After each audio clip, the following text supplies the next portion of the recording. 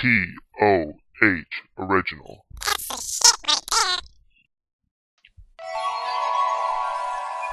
Jason Stone was a petty criminal that had broken the law several times, however had never done jail time. Upon being caught for pickpocketing, he had been arrested and given a court date to attend. The day of his court date, he had spent the day getting high and forgot to attend his court appearance. Although the crimes he had done weren't serious enough for jail time, he was arrested for missing his court date and was sent to prison for a weekend, after which he would be taken to attend court. When the police van arrived at the local prison, the guards escorted him inside, searched him for drugs, and led him to his new cell he'd be sleeping in for several days.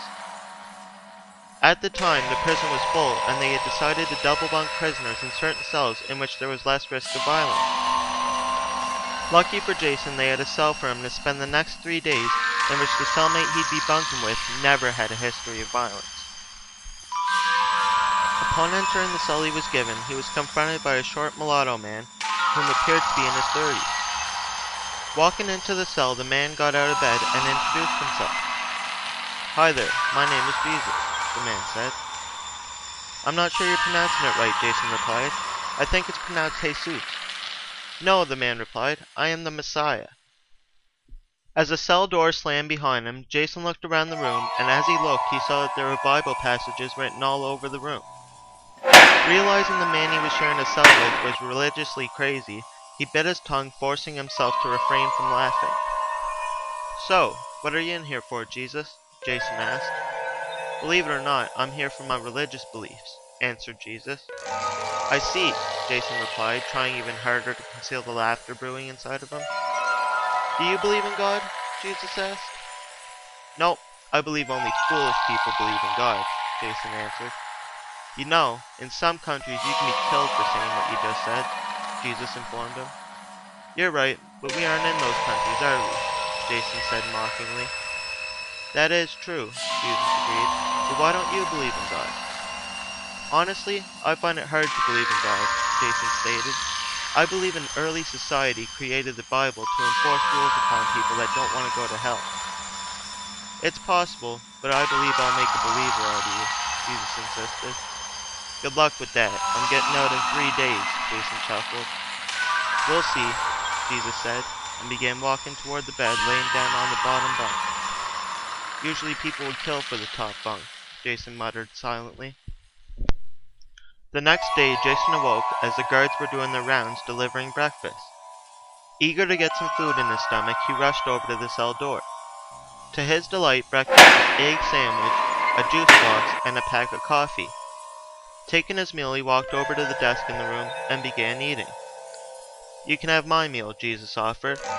"Are you sure?" Jason asked. "Yes, I am," Jesus insisted.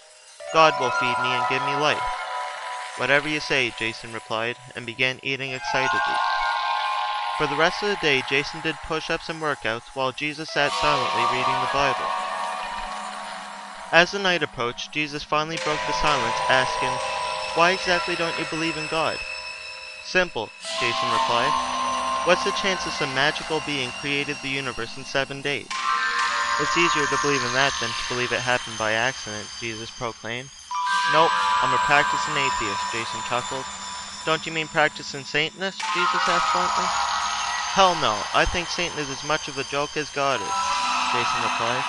"By definition, a Satanist is anyone who worships the devil, worships false gods, or worships themselves," Jesus explained. "How do I fall into that category?" Jason asked. "You believe you decide what is sin.